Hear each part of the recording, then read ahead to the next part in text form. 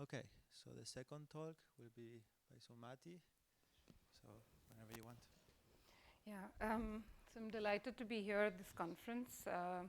Thanks to the organizers for giving me this invitation. So today I want to talk about the continuum approximation in quantum gravity, specifically, of course, in causal set theory, which is what I work in, but some way of calibrating it using some new methods in Lorentzian geometry. So here's the outline of my talk. I will begin by talking about the continuum approximation of quantum gravity in a slightly broader way that I think should be applicable both to discrete as well as continuum theories. So with or without discreteness, the idea of a continuum approximation and sort of in the spirit of what Baylock was talking about this morning. And then I'll focus on the causal set way of doing quantum gravity. And there we quantize the causal structure. All right, there you go. Okay. There you quantize the causal structure. And in this approach, we have a very specific definition of a continuum approximation, which comes about by random discretization. And of course, the question that is there that one needs to answer is whether the continuum emerges from your dynamics or not. And I will discuss some recent results as well as some slightly older ones, which suggest that there may be a chance for the continuum to emerge. But the question that one still doesn't have an answer to is whether the continuum approximation is really unique. So we know how to recognize it in some sense. How do we really call it a unique continuum approximation? And I claim that that's actually of relevance broadly to quantum gravity, all approaches, many approaches. And for this, I will then make a little advertisement about people working in these new ideas in Lorentzian geometry, where one is trying to calibrate closeness of Lorentzian spacetimes. And here in Nijmegen, you have Annegret Busche and her students, including Leo, who've been working on this. And I think these techniques are actually potentially very useful for quantum gravity. So let's ask the question, continuum approximation with or without discreteness. And so we have a scale in quantum gravity, which is the Planck scale. And the question is, of course, GR appears at scales much, much larger than Planck scale. And then you have Planck scale physics. Possibly, if you've got a continuum theory, you've got trans-Planckian physics as well, but I won't concern myself with that here. So we want GR to emerge from Planck scale. And so at some level, you have to ask, what Planck scale physics does GR have to forget? I mean, there's sort of a forgetting thing that you have to do. You can't think about all the details that are happening. There's some forgetfulness when you recover the continuum. And so if you think, if I call this, generalized quantum gravity degrees of freedom, QG, either it's discrete or continuum, I have to ask the question, at some scale, which is larger, significantly larger than the Planck scale, I expect that I recover my continuum geometry. So how do we recognize the continuum approximation when we see it? That's a kind of broad question that one would like to answer. So just very specifically, again broadly, but with a little bit more detail, if you think of this quantum gravity degree of freedom either as some kind of a quantum continuum space-time, quantum geometry, which is continuum-like, or discrete in any one of your favorite approaches, then what are the distinguishing features that it has, first of all, at Planck scale that tells you what that detailed structure is? But say that you've got your dynamics and your theory spits out, say, a coherent state or what have you, some collective degree of freedom, which looks like space-time. Then, if you have, for example, in continuum geometry, which is of lower regularity than what you expect of your classical theory, or you have some pre-geometric structure, we can have things that are piecewise continuous spaces, orbifolds, higher dimensional spaces. But at some coarse-grained scale, you expect that this should approximate a space-time of the regularity that you desire. Okay? But at a scale, and this is kind of an important point here.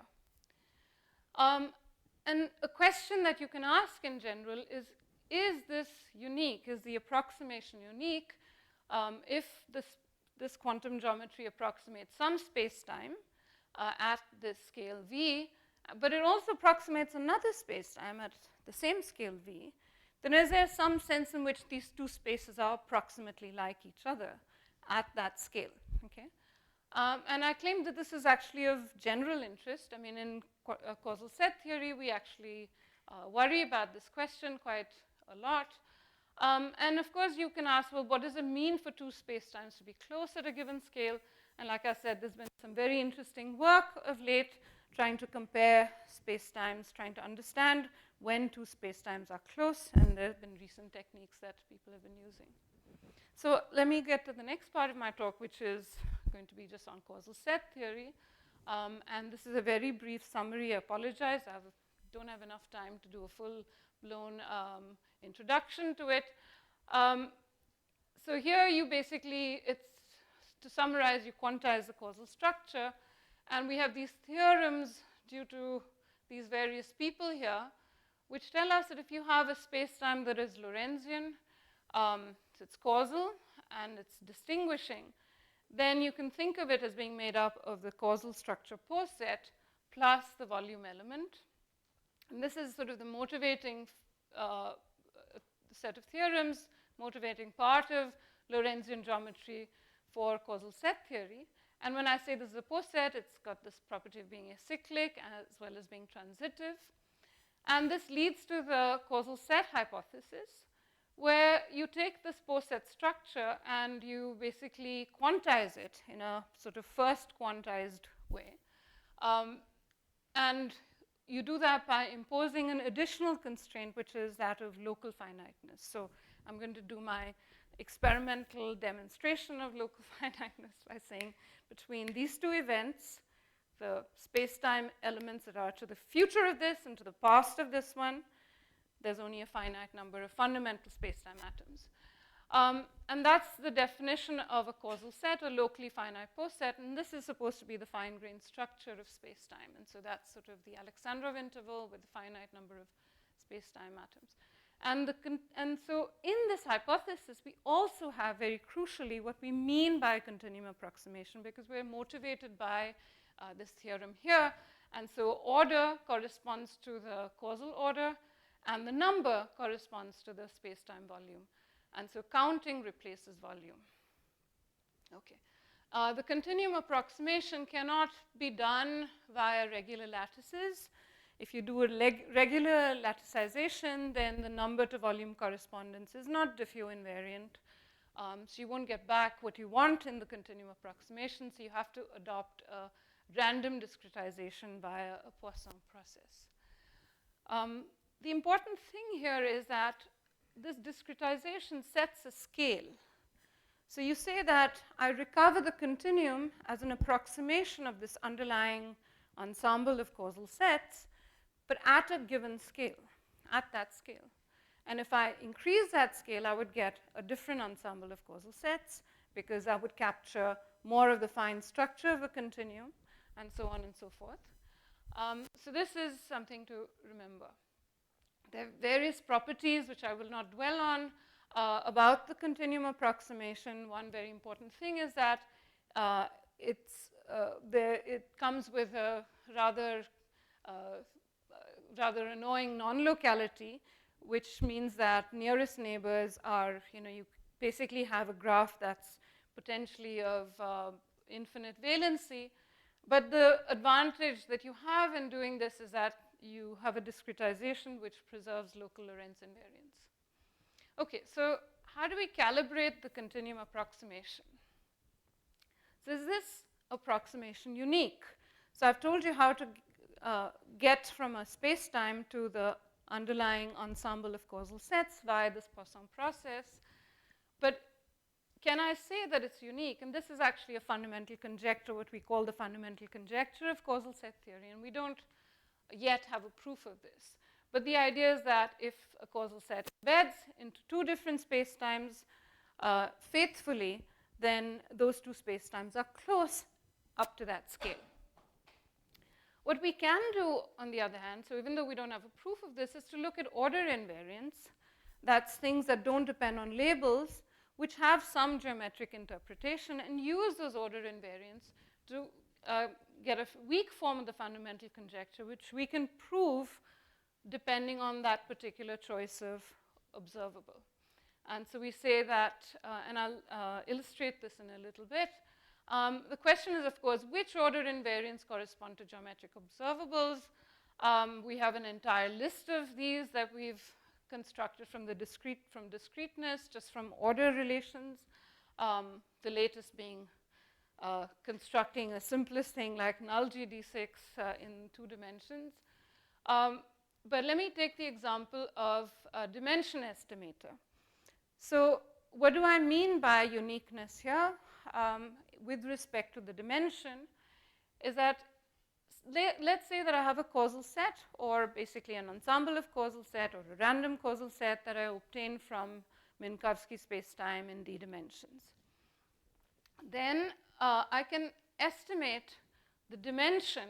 This is the Myrheim-Meyer dimension estimator by just counting the number of relations. This is a finite causal set. Count the number of relations in that causal set, and that gives me some function of the dimension which I can deconvolve to find out what the dimension is.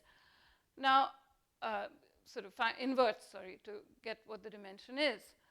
Now, if the causal set also embeds into another spacetime, then I can say, therefore, that that spacetime must be like the original Minkowski spacetime that I had at the scale rho with respect to the dimension observable d.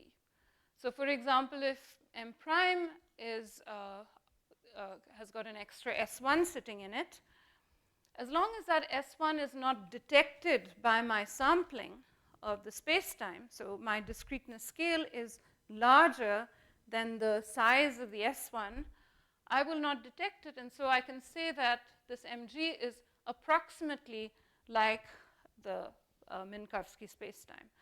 So, in other words, what one wants to say is that if C has Myrheim-Meyer dimension d, then it cannot approximate a spacetime of dimension d prime not equal to d, okay, at this scale. So, in other words, we have uniqueness, but associated with a particular geometric invariant. Now, the question is, of course, is the continuum emergent from dynamics? And that's, of course, an important question. We have to deal with a very difficult problem. Because we have a definition of a continuum approximation, we do know what causal set is not like a continuum. And that's really important because the set of causal sets that dominates the path integral, this path integral, which is over the set of all n-element causal sets, are these very ugly looking, they may look very regular to many people, but for us they look very ugly because they do look nothing like spacetime. And these are layered causal sets. And you can, when you look at the contribution from these are overwhelmingly dominant. And you have to ask the question, well, these very highly dominant non-continuum-like space causal sets, what are they going to do to your path integral? Are they going to dominate? And so on. The important thing is that layered posets are not manifold-like. The ones that are manifold-like are very, very small in the space of all posets. And so the question you really want to ask is, do manifold-like causal sets stand a chance? And what they're up against is against the action that we have, the discrete action, which is a discretization of the Einstein-Hilbert action using just the order theoretic structure that we have. And this is the Benincasa-Dalco-Glaser action, which is made up by counting the number of intervals of different sizes. And so I won't go into this too much, but this is basically what we have in the path integral. And the question, do manifold-like causal sets stand a chance? The answer, I think, is yes. They stand a chance because recently we've managed to show that, and this is a sort of series of work starting with paper by Loomis and Carlip, where they looked at the contribution from the subdominant causal sets, which are these bilayer posets. And using a very nice counting argument, they were able to show that the partition function from this subclass reduces to a simplified form, which can then be evaluated. And so you have a parameter range in which these things are suppressed. And likewise, we then went through and generalized this to show that basically, I think we can now show that all of these are suppressed. So the most dominant guys are not going to be challenging. 10 more minutes? Oh, great, okay. So do manifold-like causal sets emerge is, of course, a question, and that's something we don't yet have an answer to. We may have some little hints, but that's still something we don't know how to answer. So we still don't have an answer in the full path integral to the question, does the continuum emerge? On the other hand, there are these state sum models that we've been studying for a while, and they basically introduce a parameter beta, which we then analytically continue, so that what you end up with is a state sum model. These are Lorentzian state sum models, and these we've been studying for a while, and starting with two-dimensional intervals, generalized to these higher dimensional, to the non-trivial topology of S1 cross R, as well as to 3 dimensions. And in these cases, what you find is that there is, in fact, what we can identify, and again, I want to use the term identify as a continuum-like phase, and something that's not a continuum-like phase, okay? And the continuum-like phase is this random one here, this random one here. In the 2D case, you have these two phases, which in this phase diagram with beta as well as a non-locality parameter. And so these have been studied quite a bit. And the way in which we identify the continuum, so how do we identify, how do we calibrate that this is a continuum phase, is we track observables. We look at how observables behave. And for us, observables are very simple objects. They're basically order invariants. And as long as that order invariant has a geometric representation, we can then identify and say that this order invariant corresponds to this particular continuum geometry. And so we've used dimension estimators, the abundance of intervals, which is again like a dimension estimator, but in itself is also very specific to the continuum. We can use the action itself as well as the height, and basically you can see that there are properties of these which look like the continuum. So you can read off in the sense of, with respect to this particular invariant, yes, it matches the continuum. And of course, these are very computationally expensive, as Bianca will attest to, because I think a lot of these final calculations were done on with a postdoc there in PI.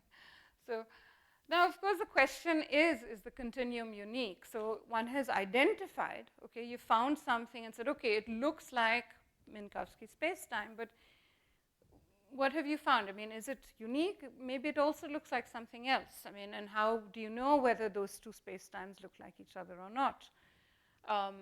And so I want to just, in the last few minutes, talk about how I might begin to calibrate the continuum approximation. And so this is, at some level, advertising work that people here have been doing, but also to say that there are some subtle things that we need as quantum gravity, quantum gravitors. And I just want to highlight that. And so the question that you really want to ask is, what does it mean when there are two spacetimes which are close to each other up to a certain scale? Because whatever your theory of quantum gravity, and I hope I'm I've convinced you, or I'm trying to convince you that that's of relevance to any approach to quantum gravity, that at some scale, you should be able to say that, okay, your fundamental quantum geometry approximates the continuum, but then how do you know that that continuum that you've got is unique? If it approximates it to another continuum, are those two continuum spacetimes equivalent up to the scales that, that you're looking at it, up to those physical scales?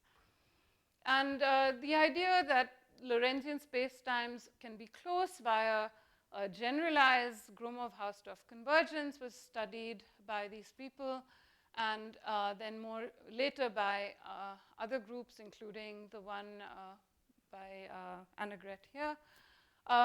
And the question that we want to ask is, can we define closeness with respect to a particular density? And then questions of convergence, etc. So one method is to use a uniform random sampling, and you can see that if I did that, then on these two spheres here, one with a little extension, then depending on the density of sprinkling, I could, with respect to that measure that I get, these two spaces would be considered to be close because I don't pick up any volume. Okay? And similarly, if I had these two balloons, one with this extra little wiggle from the string, these spaces are close to each other to the scales at which the string volume is small. Okay? So that's the kind of thing that I think is of general relevance to quantum gravity. And let me just, yeah, so I'll try to then skip this. So just to say that one of the things that one encounters, because you really want to ask the question, when are two Lorentzian spaces close? Even asking the question of Riemannian spaces and actually getting an answer, getting a metric on that space is difficult. But in the case of Lorentzian geometry, we don't even have a proper distance function in Lorentzian geometry. So getting and finding and defining a distance function is an important thing to do. And this is where there's been this very nice work on defining null distance functions on spaces which have time functions. And here we basically, the idea, so it was an idea due to Surmani and Vega, and there's been some really nice work on it subsequently, to use this idea for Gromov-Hausdorff convergence. But the idea is that you start with a piecewise causal curve, and you allow it to go backward and forward in time, where time, you have a time function, which is monotonic. So any space which allows a time function allows you to define these distances. And that distance is defined by the number of bounces, but at every time you bounce, you have to look at the difference in T2 minus T1, etc. So this is how you count, this is how you define the length. And this is why you get the distance function by basically taking an infimum. So this distance function is a genuine distance function. And this is what they've done to study convergence of various spacetimes, etc. And there's a very nice workshop I attended where there's a lot of people working on this, and I think that these are questions that are definitely of interest to quantum gravity. So what I did with a student, well, this is still work in progress, but basically try to use the idea of null distance functions for causal sets by now taking the simplest class we know, which are these things we call 2D orders. And instead of looking at convergence properties, we're more or less looking at ways in which we can define a null distance function by looking at various embeddings into a larger lattice. And we've been playing around with this system, and we have some very preliminary results, which I wanted to just put up here, which tell you, what the distance between, say, a completely unrelated set of points and a completely totally related set of points is, and how that grows with number n. And so we're hoping that this system we can study using these new techniques. When we come to things that look more like space-time, more like random orders, things are getting computationally very hard to do analytically, and so the hope is to try to put this on the computer.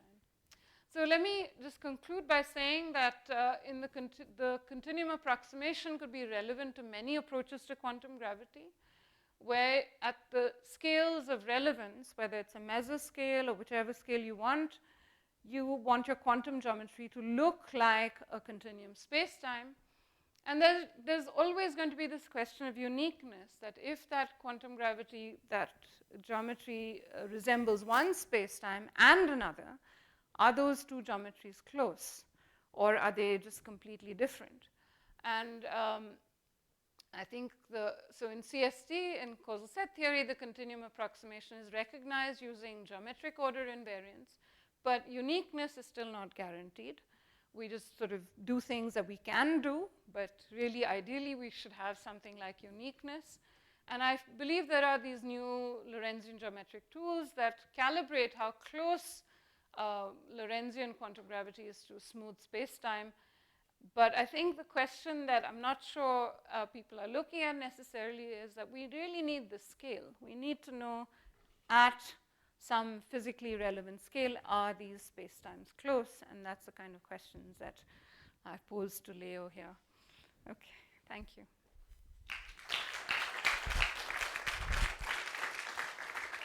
Thank you, Sumati. There are some questions. Where is the mic? Question here. Oh, yeah, but he has to give the mic. Yes. Just because I didn't understand, or maybe you said it. The meaning of scale is something vague on purpose, or does it have a definition? When you say if at this scale, these other two manifolds are a good approximation of my discrete thing, do you have a concrete definition of what scale? Right. So I think that the dynamics should give you that scale eventually. But I think so. So let's imagine a scenario where you have you have some mesoscale. So you have the fundamental scale, at Planck scale, whatever your geometry looks nothing like the continuum. But you want at scales that are large enough, and that large enough scale is up to you to decide, at what the physics should decide for you what that scale is. But is that independent of the question of if they are close or not? Because if you use your definition of the scale to tell you how to say closeness.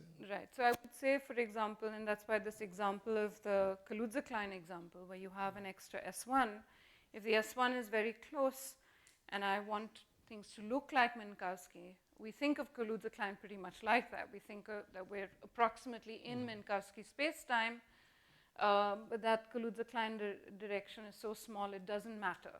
So obviously we're looking at a scale that is much larger than the size of that circle. So in that sense, you need the scale to determine. Otherwise, these are two distinct spacetimes.